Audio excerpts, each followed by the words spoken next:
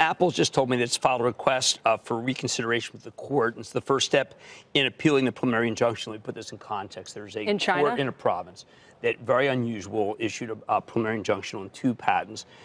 Interestingly enough, the patents that I've learned really for iOS 11, which they're not selling. They're selling the 12 right now. And the 12 sales, I can confirm, went on all weekend after this injunction came out. So we can't really understand what power the injunction had. We do know that Apple's filing to appeal it. It's kind of, I don't want to call it a rogue court because theoretically in our world, the People's Republic of China, the communists control the courts. But it's pretty much making it clear that if you sold Apple on this, probably a mistake. I will point out that, we beat it by a second. I will point out that Apple had a nice turn during the halftime show, and a lot of that, I think, was just a consensus of 4 people just saying enough is enough. That is usually not enough to keep people from cutting price targets, whatever.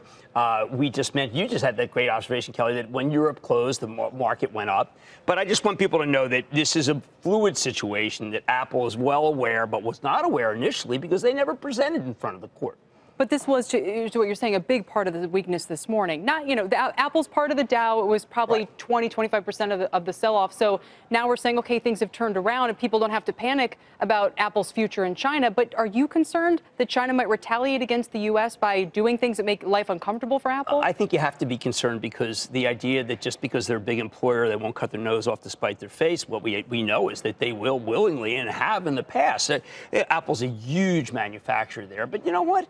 I mean, this is whatever it takes, so to speak. It's kind of a Malcolm X situation over there, whatever it takes. And I do feel that Apple's always going to be concerned, and they should be concerned. But as far as Qualcomm, I think there are other better reasons to sell than a Qualcomm victory in an obscure court. In a regional court. In a regional court. Over patents that pertain to systems they're not selling. And one of the patents has already been found invalidated. I think what's so interesting is that Qualcomm continues to insist that they're talking with Apple. Apple says that there hasn't been any talks in September.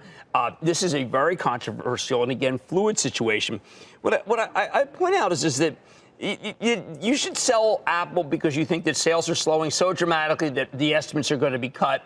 But I think that's why the stock fell from 230 to 160. It's down 26% this quarter. This is the worst quarter for Apple since the financial crisis. Well, that's telling because now you're starting to think, geez, maybe it is if it is a consumer product story that has a good service revenue stream, you're not really paying for the service revenue stream anymore. You're getting that for free, and I think that does matter. I didn't mean to interrupt your show, but I thought it was important to point this out. No, thank you for bringing it to us. And just finally on this By the way, welcome back because you're fabulous. Okay? Thank you. I said it. Fabulous. Thank you.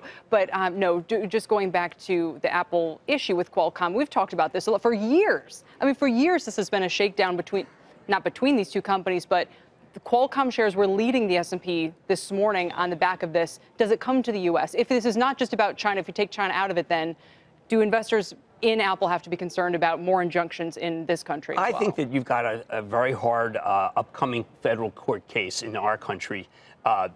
Qualcomm versus Apple, and there'll be, from what I can tell, no talks. They want to go to trial, and typically, both sides want to go to trial. Yes, I think I'm not sure, but I have to get it more from Qualcomm. But I know that they both feel that they're very aggrieved, and this was kind of out completely from left field. I have photos of people buying iOS 12 phones today. Yeah. Was Apple aware that this was in front of the Chinese court? Highly unusual. This is again, what worries me about. We all think China's like rule of law.